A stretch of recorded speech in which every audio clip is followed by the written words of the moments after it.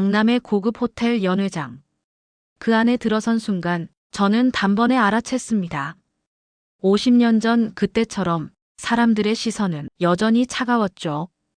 어떤 이는 제 옷차림을 힐끔거리며 웃었고 누군가는 제 얼굴을 흘끗 보더니 수군댔습니다. 아직도 가난하게 사나 봐. 와, 진짜 초라하다.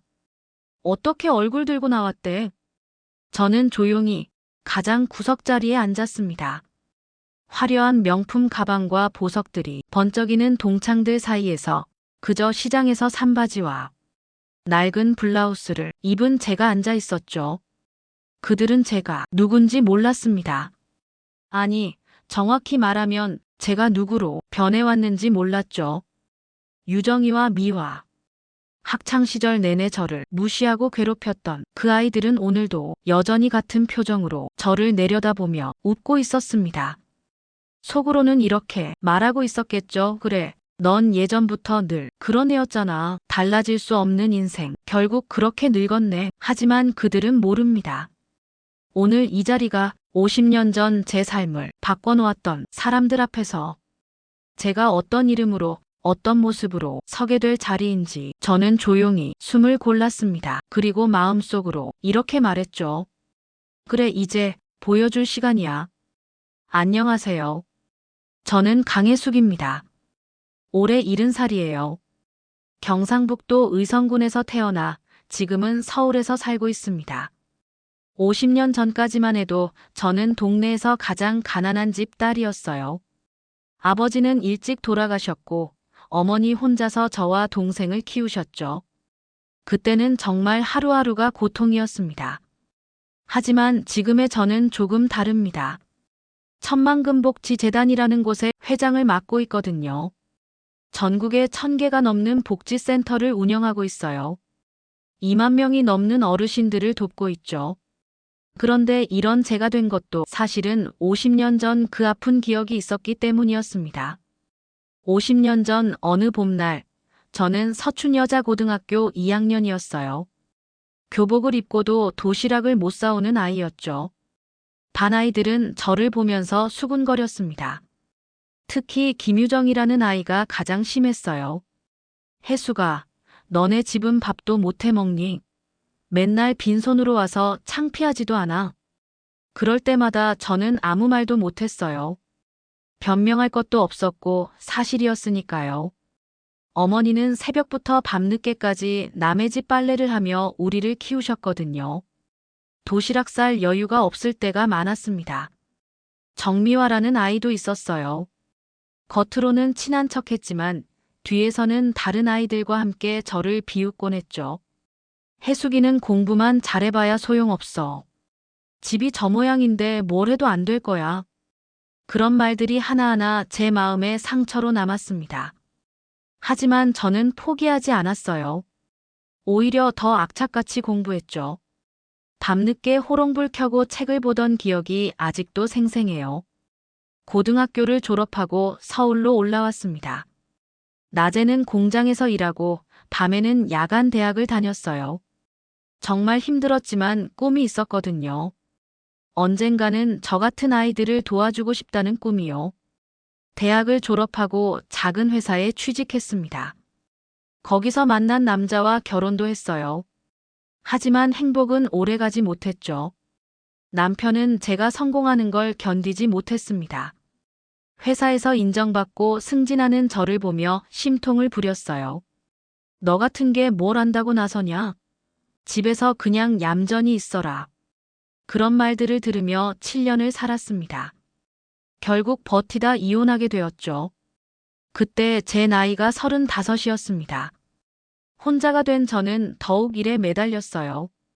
작은 사업을 시작했습니다. 처음에는 청소용품 판매부터 시작했죠. 새벽 4시에 일어나서 밤 12시에 잠들었습니다. 주말도 없었어요. 그렇게 10년을 버텼더니 사업이 조금씩 커지기 시작했어요. 40대가 되면서 부동산 투자도 시작했습니다. 당시만 해도 강남이 지금만큼 비싸지 않았거든요. 눈썰미가 좋았던 것 같아요. 투자한 땅들이 하나씩 돈이 되기 시작했죠. 그런데 돈이 생기기 시작하면서 저는 어릴 적 꿈을 다시 떠올렸습니다. 가난한 아이들을 돕고 싶다던 그 마음이요. 특히 혼자 사시는 어르신들을 보면 마음이 아팠어요. 제가 겪어봐서 알거든요. 그 외로움과 무력함을요. 50대 초반, 저는 본격적으로 복지 사업에 뛰어들었습니다. 처음에는 작은 양로원 하나를 인수했어요. 그곳을 제대로 운영하면서 노하우를 쌓았죠. 그 다음엔 2개, 3개씩 늘려갔습니다. 60대가 되면서 아예 재단을 만들었어요. 천만금복지재단이라고 이름을 지었죠. 어릴 적 가난했던 제가 천만금 같은 마음으로 어르신들을 모시겠다는 뜻이었습니다. 재단 일을 하면서 정말 보람을 느꼈어요. 혼자 외롭게 사시던 할머니들이 저희 복지센터에 오셔서 친구들을 만나고 웃음을 되찾는 모습을 볼 때마다 가슴이 뭉클했습니다. 지금은 외손녀 지후와 함께 살고 있어요. 딸은 몇 년 전 교통사고로 떠났지만 지우가 제 곁을 지켜주고 있죠. 작년에 변호사가 되어서 재단 일도 도와주고 있습니다. 그런데 1달 전 정말 오랜만에 편지 하나가 집에 도착했어요. 서춘여자고등학교 58회 동창회 초대장이었습니다. 50년 만이었죠. 편지를 받고 한참을 멍하니 앉아 있었어요. 그 시절 기억들이 다시 떠올랐거든요. 유정이와 미화가 저를 괴롭히던 모습들이요. 솔직히 가고 싶지 않았습니다. 할머니, 이게 뭐예요? 지우가 편지를 보더니 물어봤어요. 동창회 초대장이야. 50년 만이네. 가실 거예요? 저는 고개를 저었어요. 별로 가고 싶지 않구나. 좋은 기억이 없어서. 지우가 제 손을 잡더니 말했습니다. 할머니, 그냥 구경 간다고 생각해 보세요. 지난 시절 다 이겨내셨잖아요. 이제는 당당하게 가셔도 될 것 같은데요. 그 말을 듣고 생각이 바뀌었어요. 맞습니다. 이제는 달라졌잖아요. 그들 앞에서 숨을 필요도 없고요. 동창회 날이 다가왔습니다. 저는 일부러 평범한 옷을 입고 갔어요. 시장에서 파는 것 같은 바지에 흰 블라우스를 입었죠. 화장도 진하게 하지 않았습니다. 예전에 해수기처럼 보이고 싶었거든요. 장소는 강남의 한 5성급 호텔이었어요. 입구에서부터 화려하게 차려입은 동창들을 볼 수 있었죠. 명품 가방에 비싼 옷들을 입고 있었습니다. 로비에 들어서자마자 여러 사람들의 시선이 저에게 향했어요. 그리고 수군거리는 소리가 들렸죠. 저 사람이 강혜숙이야? 어머, 정말 초라하게 늙었네. 아직도 가난하게 사나 봐. 그런 시선들이 따가웠지만 저는 아무렇지 않은 척했습니다. 오히려 미소를 지었어요. 50년 전처럼 위축될 제가 아니었거든요. 연회장 안으로 들어가니 더욱 화려했어요. 샹들리에가 반짝이고 테이블마다 꽃이 장식되어 있었죠. 동창들은 둥글게 앉아서 각자의 자랑을 늘어놓고 있었습니다. 우리 남편이 이번에 승진해서 상무가 됐어요. 우리 아들이 의사인데 올해 결혼해요. 우리 딸은 미국에서 변호사 하고 있답니다. 모두가 행복해 보였어요. 아니, 행복해 보이려고 노력하고 있었죠. 그때 유정이 저를 발견했습니다. 50년이 흘렀지만 여전히 그 오만한 표정은 그대로였어요. 어머, 해숙이잖아. 정말 오랜만이네. 유정이 제게 다가왔습니다. 머리부터 발끝까지 훑어보는 시선이 예전과 똑같았어요. 해수가 어떻게 지냈어? 결혼은 했어? 이혼했어? 저는 담담하게 대답했습니다. 어머, 그래. 자식은? 없어. 유정의 입가에 미묘한 미소가 번졌어요. 그래, 그럼 혼자 사는구나. 외롭겠다. 미화도 옆에서 끼어들었어요. 해숙이 너 뭘 하며 살아? 일은 해? 그냥 이것저것 하고 있어. 이것저것? 구체적으로 뭔데? 저는 일부러 애매하게 대답했어요. 복지 쪽 일이야. 아, 복지관에서 일하는구나. 그것도 괜찮은 일이지. 미화가 마치 제가 불쌍한 사람인 것처럼 말했습니다. 다른 동창들도 하나둘 모여들었어요. 그들의 시선에는 동정과 우월감이 섞여 있었죠. 해숙이는 참 고생 많이 했을 것 같아. 어릴 때부터 워낙 어려웠잖아. 지금도 그때와 별로 달라진 게 없어 보이는데. 그런 말들을 들으면서도 저는 계속 웃고 있었어요. 속으로는 재미있다는 생각이 들었거든요. 이들이 얼마나 어리석은지를요. 1시간 정도 그런 시간이 흘렀습니다. 저는 구석자리에 조용히 앉아서 그들의 자랑과 허세를 들었어요. 때로는 고개를 끄덕이며 맞장구도 쳐줬죠. 그때 조명숙이 제게 다가왔습니다. 명숙이는 학창시절 유일하게 제게 친절했던 친구였어요. 혜수가 정말 반가워. 늘 궁금했거든. 명숙이의 눈빛은 다른 사람들과 달랐어요. 진정한 반가움이 있었죠. 명숙아, 너도 반가워. 잘 지냈어? 응, 뭐 그럭저럭. 너는 어떻게 지냈어? 솔직히 걱정 많이 했어. 명숙이는 정말로 저를 걱정해주고 있었어요. 그 마음이 고마웠습니다. 나는 잘 지냈어. 정말로. 다행이야. 내가 워낙 힘든 시절을 보냈잖아. 우리는 잠시 조용히 이야기를 나눴어요. 명숙이는 평범한 가정주부로 살아왔다고 했습니다. 남편과 아이들을 키우며 소소한 행복을 찾고 살았다고 했죠. 그런데 연회장 앞쪽에서 갑자기 소란이 일었어요. 사회자가 마이크를 들고 뭔가 발표를 하려는 모습이었습니다. 여러분, 잠시 주목해 주세요. 오늘 우리 동창회에 특별한 손님이 오셨습니다. 모든 사람들이 앞을 향해 고개를 돌렸어요. 저도 궁금해서 바라봤죠. 이분은 우리가 모두 알고 있는 천만금복지재단의 설립자이시자 현재 회장님이십니다. 그런데 놀라운 건 이분이 바로 우리 동창이라는 거예요. 순간 연 회장이 조용해졌습니다. 모두가 숨을 죽이고 있었어요. 천만금복지재단 회장님을 모시겠습니다. 조명이 어두워지고 무대에 조명이 켜졌어요. 그리고 사회자가 제 이름을 불렀습니다. 58회 졸업생 강혜숙 회장님 나와주세요. 그 순간 연 회장은 완전히 얼어붙었어요. 모든 사람들이 저를 쳐다봤죠. 유정과 미화의 얼굴은 새하얗게 변했습니다. 저는 천천히 자리에서 일어났어요. 그리고 무대로 걸어갔죠. 그 짧은 거리가 정말 길게 느껴졌습니다.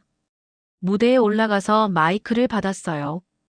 연 회장을 둘러보니 모든 사람들이 충격에 빠진 표정으로 저를 바라보고 있었습니다. 저는 마이크에 입을 댔어요. 그리고 차분히 말하기 시작했습니다. 안녕하세요. 강혜숙입니다. 제 목소리가 연 회장에 울려 퍼졌어요. 여러분과 함께 공부했던 그 혜숙이 맞습니다. 50년 전 도시락도 못 사오던 그 아이요. 유정이 입을 벌린 채 저를 바라보고 있었어요. 저는 어릴 때부터 가난했습니다. 그건 여러분도 다 아시죠?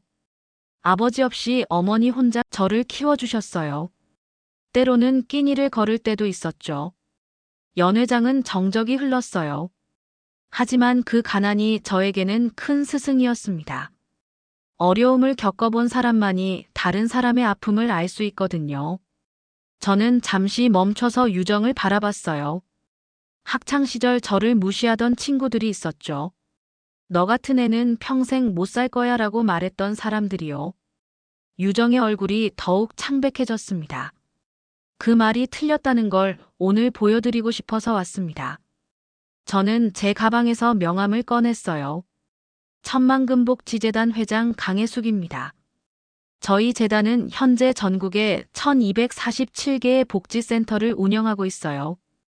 2만 3천 명의 어르신들이 저희 도움을 받고 계시죠.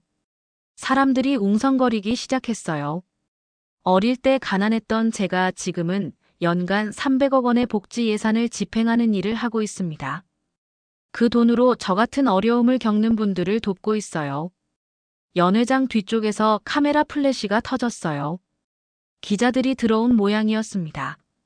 오늘 이 자리에 기자분들도 함께 해주셨네요. 감사합니다. 저는 다시 유정을 바라봤어요.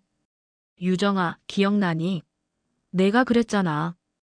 가난한 애는 평생 가난할 거라고. 유정은 아무 말도 못하고 있었어요. 미화야, 너도 그랬지.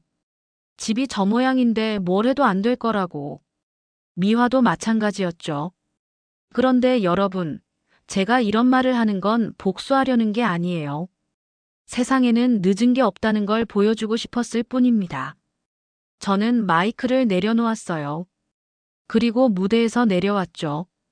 그런데 유정이 갑자기 일어나서 제게 다가왔어요. 혜수가 미안해. 우리가 어릴 때 너무 심했지. 유정의 목소리가 떨리고 있었어요. 괜찮아. 다 옛날 일이야. 정말 미안해. 내가 이렇게 성공할 줄 몰랐어. 그 말을 듣고 저는 씁쓸한 웃음이 나왔어요. 성공했으니까 미안하다는 거잖아요. 가난했다면 계속 무시했겠죠. 미화도 다가와서 말했어요. 혜수가 나도 미안해. 정말 몰랐어.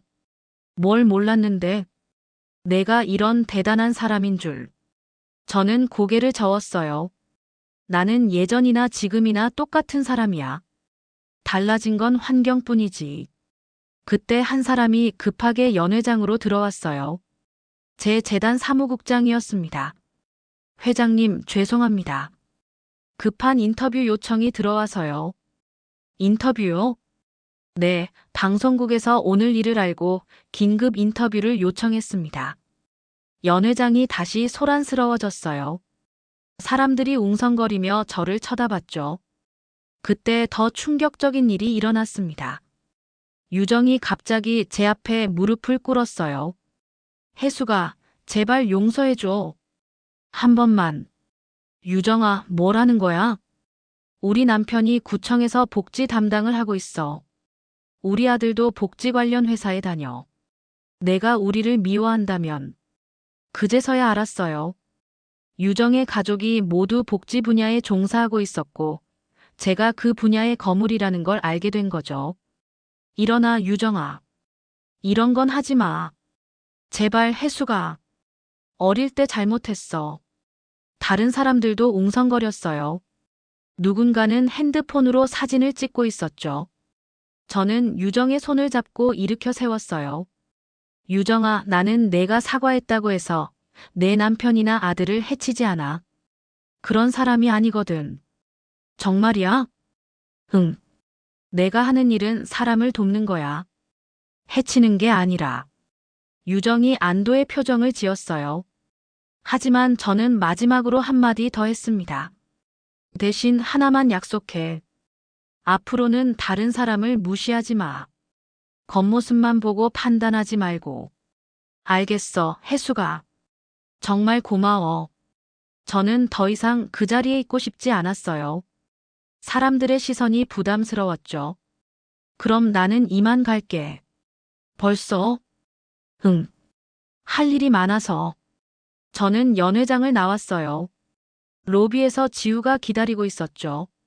할머니, 어떠셨어요? 피곤하다. 속이 좀 시원하세요? 저는 잠시 생각해 봤어요. 속이 시원한가요? 글쎄요. 복잡한 기분이었습니다. 지후야, 복수라는 게 생각만큼 기분 좋은 일은 아니구나. 왜요? 그 사람들도 나름대로 살아온 인생이 있잖아. 나처럼 힘들었을 수도 있고. 지후가 제 손을 잡았어요. 할머니는 정말 대단하세요. 그렇게 생각할 수 있다니. 차에 타면서 저는 창밖을 바라봤어요. 50년 전 그 어린 해수기가 꿈꾸던 게 이런 건가요? 사람들 앞에서 당당해지는 것이요? 아니에요. 제가 진짜 꿈꾸던 건 다른 사람을 도와주는 것이었어요. 그리고 지금 저는 그 꿈을 이루고 살고 있죠. 재단 사무실로 돌아왔어요. 직원들이 박수로 맞아주었습니다. 회장님, 오늘 정말 멋있으셨어요. 뉴스에도 나왔다던데요? 네, 이미 인터넷에 기사가 올라왔어요. 저는 컴퓨터 앞에 앉았어요. 오늘 검토해야 할 지원 신청서들이 쌓여 있었죠. 첫 번째 신청서를 열어봤어요. 7살짜리 아이의 사진이 있었어요. 아버지 없이 할머니와 살고 있다고 했습니다. 50년 전 저와 비슷한 상황이었죠. 저는 그 신청서에 승인 도장을 찍었어요. 그리고 빨간 펜으로 최우선 지원이라고 적었습니다. 두 번째 신청서는 혼자 사시는 80대 할머니였어요. 자식들이 모두 멀리 살고 있다고 했습니다. 외로움과 싸우며 살고 계시는 모습이 그려졌어요. 이 신청서에도 승인 도장을 찍었습니다. 그렇게 1시간 동안 20개의 신청서를 검토했어요. 모두 승인했습니다. 오늘 동창회에서 받은 스트레스가 조금씩 풀리는 느낌이었어요. 지우가 커피를 가져다 주었어요. 할머니, 오늘 정말 수고하셨어요. 고맙다, 지우야. 그런데 정말로 속이 시원하지 않으세요? 저는 잠시 생각해 봤어요. 시원하긴 해. 하지만 허무하기도 하고. 허무해요? 50년을 기다려온 순간이 그냥 그래서 말이야. 그래도 해내셨잖아요. 당당하게. 맞아요. 저는 해냈어요. 50년 전 저를 무시했던 사람들 앞에서 당당하게 서 있었죠. 그날 밤 집에 돌아와서 거울을 보았어요. 70살의 제 모습이 비쳤죠. 주름은 깊어졌지만 눈빛만은 50년 전보다 훨씬 당당해 보였습니다. 핸드폰이 울렸어요. 명숙이었습니다. 혜수가, 오늘 정말 놀랐어. 내가 그렇게 대단한 사람인 줄 몰랐다. 명수가, 나는 예전이나 지금이나 똑같은 사람이야. 아니야. 내 눈빛이 달라졌어. 정말 당당해 보이더라. 고마워, 명수가. 그나저나 너는 괜찮아? 뭐가? 다른 애들이 너한테 뭐라고 안 해? 명숙이 웃었어요. 걱정 마. 나는 원래 내 편이었잖아. 오늘 정말 속이 시원했어. 전화를 끊고 나서 저는 오랜만에 옛날 앨범을 꺼냈어요. 고등학교 졸업 사진이 있었죠. 그 시절 저는 정말 초라해 보였습니다. 교복도 색이 발해 있었고 머리카락도 윤기가 없었어요. 하지만 그 사진 속 소녀의 눈에는 무언가 다른 게 있었어요. 포기하지 않겠다는 의지 같은 것이 보였습니다. 그 다음 날부터 언론의 관심이 집중됐어요. 전화가 하루 종일 울렸죠.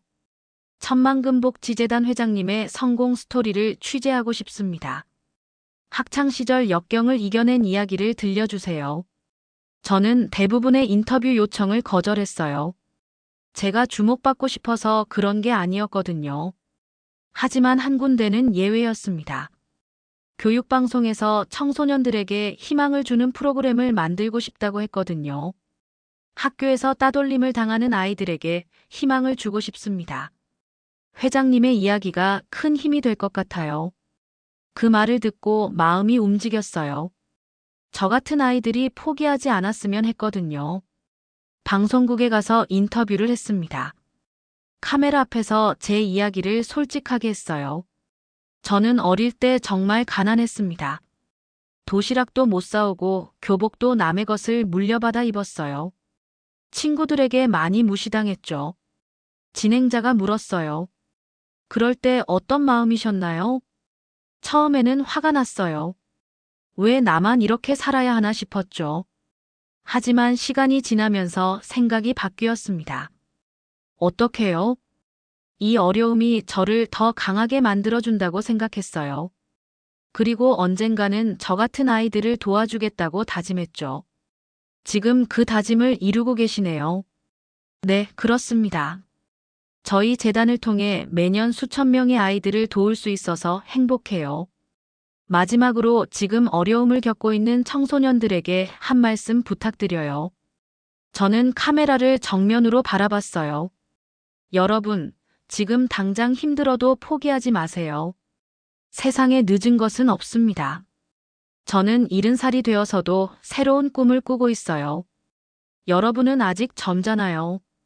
얼마든지 가능해요. 방송이 나간 후 반응이 뜨거웠어요. 특히 청소년들과 학부모들로부터 많은 편지를 받았습니다. 한 고등학생이 보낸 편지가 특히 기억에 남아요. 할머니, 저도 학교에서 따돌림을 당하고 있어요. 집이 가난해서 친구들이 저를 무시해요. 죽고 싶을 때가 많았는데 할머니 방송을 보고 용기가 났습니다. 저도 할머니처럼 꿈을 포기하지 않을게요. 그런 편지들을 읽을 때마다 보람을 느꼈어요. 제 경험이 누군가에게 도움이 된다는 게 감사했죠. 한 달 후 의외의 사람에게서 전화가 왔어요. 유정이었습니다. 혜수가 나야. 유정아, 웬일이야? 그냥 고마워서. 뭐가 고마워? 우리 남편이 승진했어. 복지국장이 됐다고 해. 저는 씁쓸한 웃음이 나왔어요. 그게 나하고 무슨 상관이야? 내가 좋게 봐줘서 그런 것 같아서. 유정아, 나는 개인적인 감정으로 일하지 않아. 내 남편이 승진한 건 실력이 있어서겠지. 그래도 고마워, 혜수가. 전화를 끊고 나서 생각해 봤어요. 유정은 아직도 저를 제대로 이해하지 못하고 있었죠. 제가 복수심이 아니라 진정한 봉사 정신으로 일한다는 걸요. 그 후로도 몇 번 더 동창들에게서 연락이 왔어요. 갑자기 친한 척하는 사람들이 많아졌죠. 하지만 저는 적당히 거리를 두었습니다. 진짜 친구는 명숙 하나면 충분했어요. 명숙은 제가 성공하기 전에도 저를 인정해준 사람이었거든요. 어느 날 지우가 물어봤어요. 할머니, 후회하지 않으세요? 뭘? 동창회에 간 거요. 괜히 복잡해진 것 같은데. 저는 고개를 저었어요. 후회하지 않는다. 오히려 잘한 것 같아. 왜요? 그 사람들에게 보여줬잖아. 사람은 겉모습으로 판단하면 안 된다는 걸. 그래도 할머니가 스트레스 받으시는 것 같은데. 괜찮다, 지우야. 나는 이미 내 할 일을 다 했어. 정말 그랬어요. 저는 제가 해야 할 일을 했습니다. 50년 전 저를 무시했던 사람들에게 당당한 모습을 보여줬고, 동시에 많은 사람들에게 희망을 줄 수 있었죠. 하지만 더 중요한 건 제 자신이 성장했다는 거예요. 복수심이 아니라 용서하는 마음을 가질 수 있게 됐거든요. 몇 개월이 지난 후 재단에서 새로운 프로젝트를 시작했어요. 꿈 키우기 장학금 프로그램이었습니다.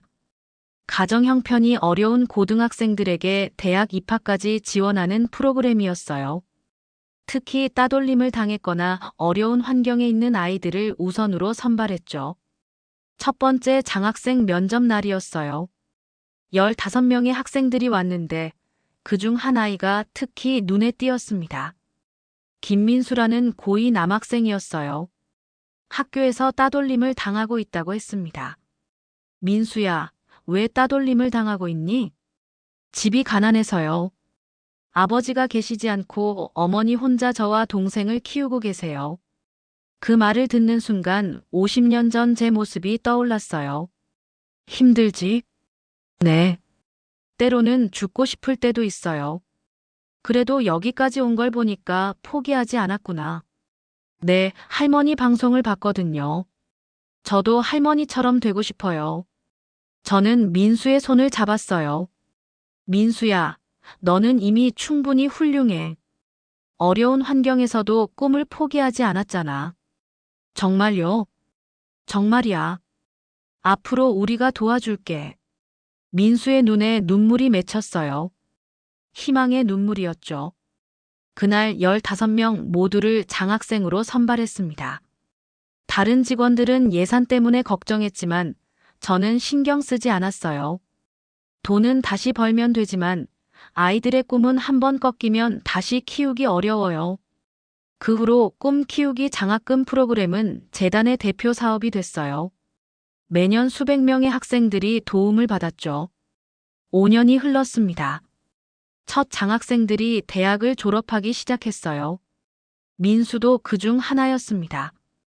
할머니, 저 합격했어요.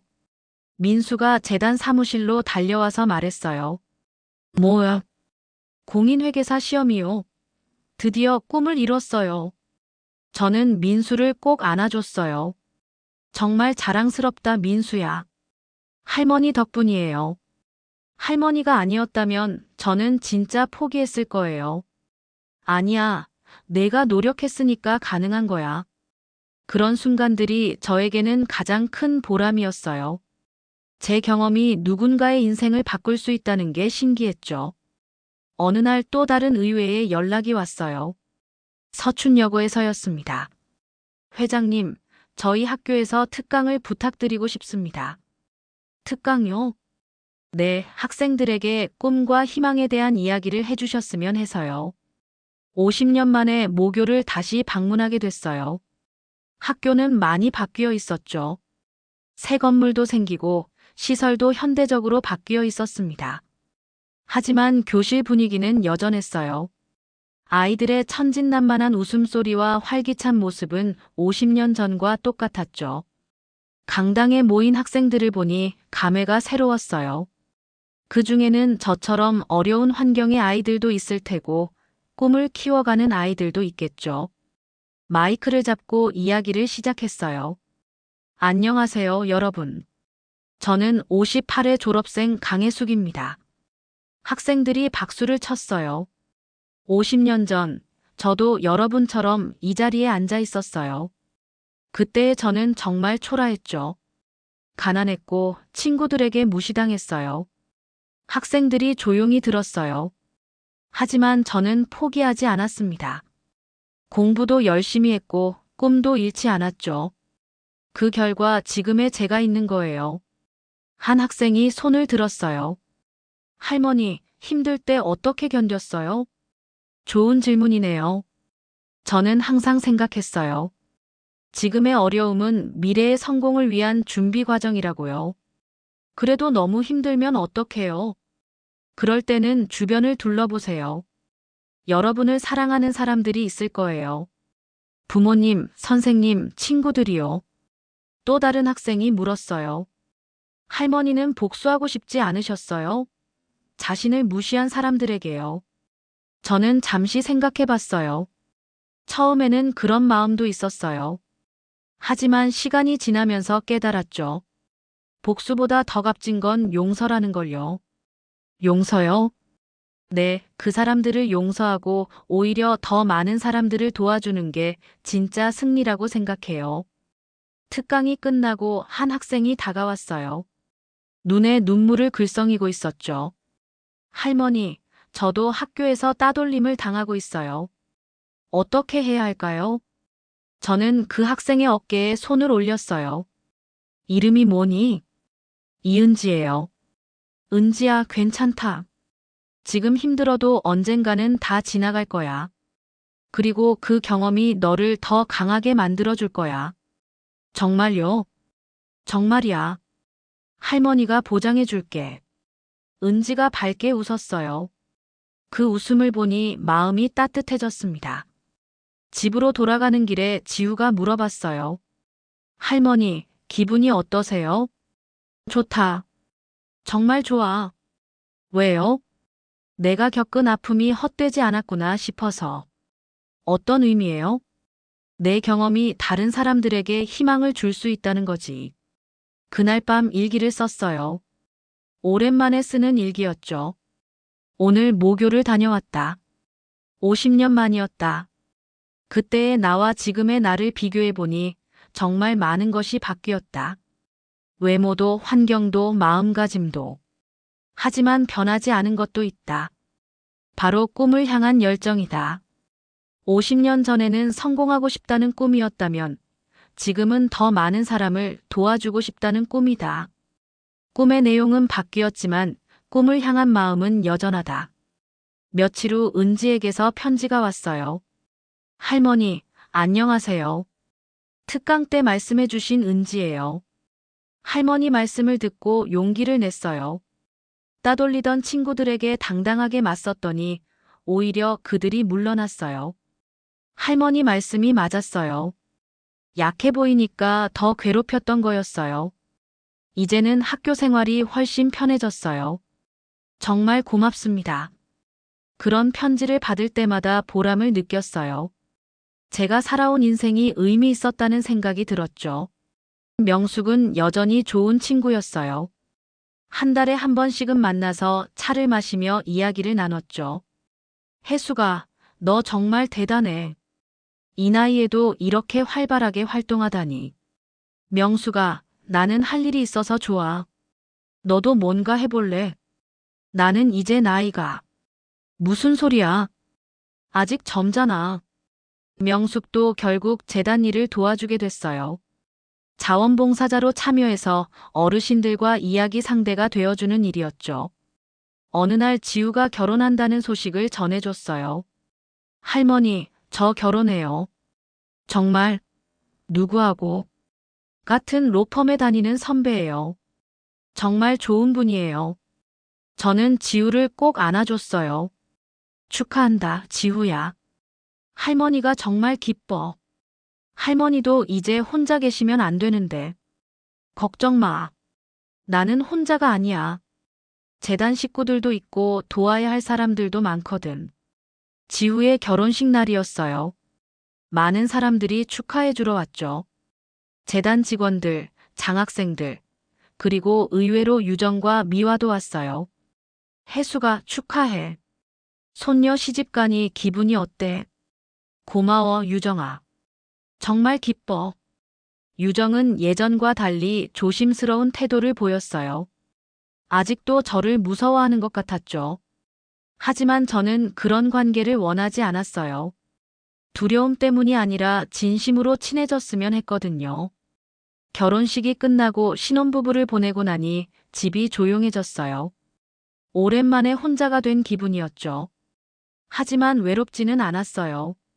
할 일이 많았거든요. 내일은 새로운 복지센터 개관식이 있었고, 모레는 장학생들과의 간담회가 있었어요.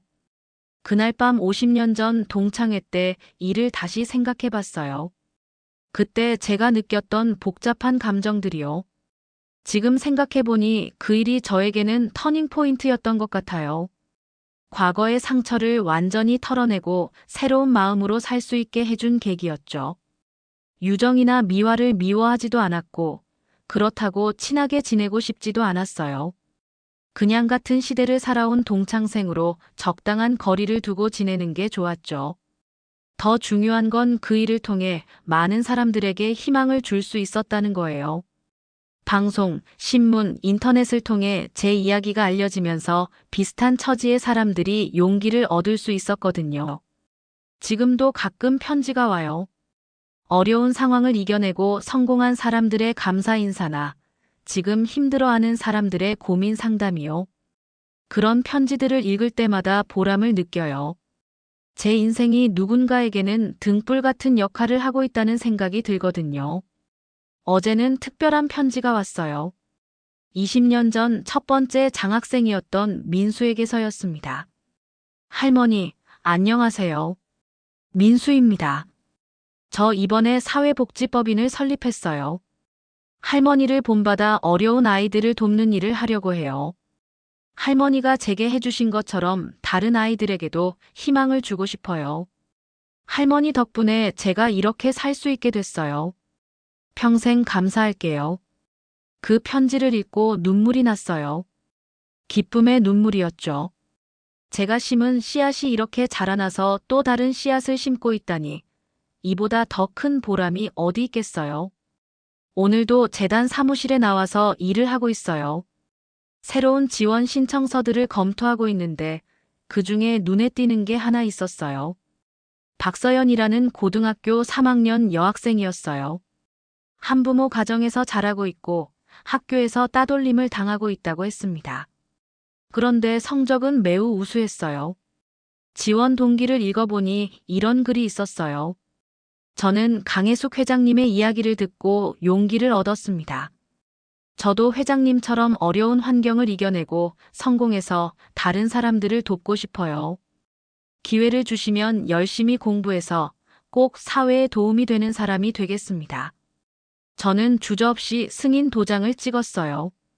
그리고 빨간 펜으로 특별 관심 대상이라고 적었습니다. 이런 일을 할 때마다 동창회에서의 그 순간을 떠올려요. 유정이와 미화 앞에서 당당하게 섰던 그 순간을요. 그때 저는 복수한다는 기분이었지만 지금 생각해보니 그게 아니었어요. 그냥 제 자신에게 증명하고 싶었던 거였죠. 가난했던 시절의 해숙이도 충분히 가치 있는 사람이었다는 걸요. 그리고 그 증명은 성공했어요. 지금의 저는 과거의 상처에서 완전히 자유로워졌거든요. 여러분도 혹시 어릴 적 상처나 트라우마가 있다면 포기하지 마세요. 그 상처가 언젠가는 여러분의 가장 큰 힘이 될 수도 있어요. 저는 가난이라는 아픔이 있었기에 다른 사람의 아픔을 이해할 수 있었고, 따돌림이라는 상처가 있었기에 외로운 사람들의 마음을 알 수 있었어요. 세상에 의미 없는 경험은 없습니다. 모든 경험이 여러분을 더 나은 사람으로 만들어줄 거예요. 지금 힘들어하고 계신 분들, 특히 저처럼 어려운 환경에 계신 분들께 말씀드려요. 절대 포기하지 마세요. 여러분의 인생은 지금부터 시작이에요. 이 영상이 마음에 닿았다면 구독과 좋아요 꼭 부탁드릴게요. 그 한 번의 클릭이 또 다른 누군가에겐 용기의 시작이 될 수 있습니다.